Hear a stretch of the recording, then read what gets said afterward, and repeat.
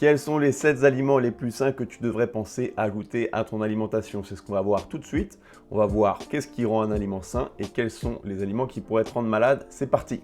Donc on va parler d'une chose dont on a déjà parlé dans les vidéos précédentes, ça va être l'insuline. Si ton niveau d'insuline augmente, ça veut dire que ton taux de sucre va augmenter. Donc ça, c'est la première partie des aliments dont on va parler, qu'il va falloir éviter. C'est ceux qui vont faire augmenter ton taux d'insuline. Et tu as aussi également les aliments qui sont pauvres en nutriments. Donc en toute logique, on va vouloir favoriser les aliments riches en nutriments et les aliments qui favorisent l'absorption des nutriments. Comme on va vouloir réduire les aliments qui font augmenter l'insuline, on va éviter les aliments riches en glucides. Donc il y a deux types d'aliments qui ne vont pas activer l'insuline, ça va être les graisses et les fibres. Concernant les protéines, plus les protéines vont être maigres, plus elles vont avoir une réponse insulinique élevée. Donc il va falloir privilégier des protéines avec un bon rapport graisse-protéines.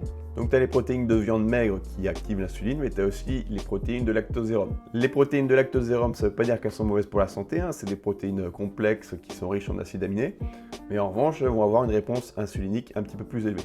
Elles peuvent être intéressantes si tu souhaites par exemple prendre de la masse musculaire.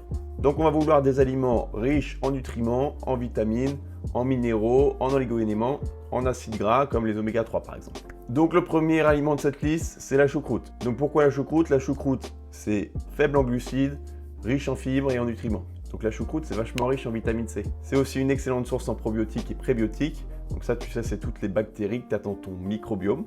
Donc le microbiome, c'est essentiel, ça contribue à ta santé globale. Il faut avoir un bon équilibre avec les bonnes bactéries. La choucroute va te permettre justement de bien alimenter ce microbiome. Donc c'est aussi riche en acide lactique qui va être bénéfique pour les bonnes bactéries, tout en étant défavorable aux bactéries pathogènes. Tu vas également y trouver de la vitamine K2 qui va maintenir ton calcium hors des articulations et des artères et qui va plutôt le maintenir sur les os. Très riche en vitamine E également, très bon antioxydant. Deuxième aliment, la roquette, la salade. Si tu choisis une salade, autant choisir une salade qui est riche en nutriments. Et justement, c'est le cas de la roquette. Elle va être très efficace pour réduire l'inflammation et c'est également une bonne source de calcium, de potassium, de magnésium, vitamine C, vitamine K1. Troisième aliment, le saumon. Alors je le mets dans la liste, mais ça devient de plus en plus compliqué d'avoir du saumon de bonne qualité, qui ne soit pas trop contaminé en mercure. Donc on essaie quand même de privilégier le saumon sauvage malgré ce que je viens de dire, parce qu'il va être un peu plus gras. Donc on va retrouver ce rapport gras-protéines qui va être plus intéressant. Donc le saumon est aussi très riche en oméga 3, ça on en cherche tout le temps. Ça va être très bon pour ton cerveau, pour ton cœur, pour tes articulations et puis ça aurait des propriétés anti-cancer. Tu vas également y trouver du potassium, du zinc, du calcium, de la vitamine B2, B6, B3, B5, donc bon petit cocktail de vitamine B. Quatrième aliment, le foie de morue ou l'huile de foie de morue. Alors oui, je sais, c'est compliqué, l'huile de foie de morue, mais maintenant, en complément alimentaire, en gélule, ça passe très bien. Très riche en oméga 3, elle va se distinguer des autres huiles de poisson parce qu'elle contient également de la vitamine A et de la vitamine D. La vitamine A, la vitamine D, c'est bon pour la santé des yeux, la santé immunitaire, c'est bon pour la peau, pour les reins.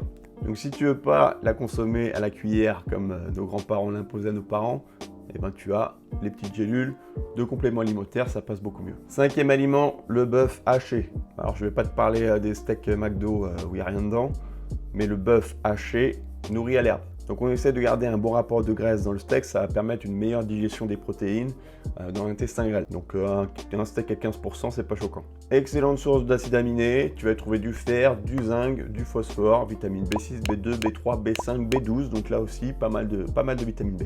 Sixième aliment, les noix de pécan. Alors parmi toutes les noix de pécan ont le plus faible taux de glucides. Elles ont également un bon ratio graisse-protéines, ce qui va les placer en bas de l'indice insulinique. Elles sont riches en zinc, en cuivre.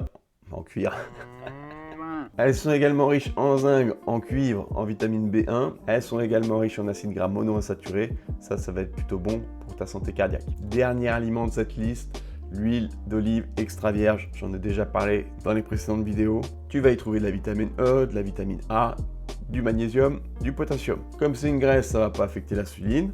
Et l'huile d'olive extra vierge est riche en phytonutriments qui contribuent à réduire le vieillissement. Alors est-ce que tu consommes déjà ces aliments au quotidien ou dans ton régime au cours de la semaine? Mets-moi en commentaire quels sont tes favoris, s'il y en a que tu ne peux pas supporter comme la choucroute, je sais que ce n'est pas évident pour tout le monde. Et puis n'hésite pas à t'abonner pour recevoir les autres chaînes et mettre un petit like si cette vidéo t'a plu. Ciao!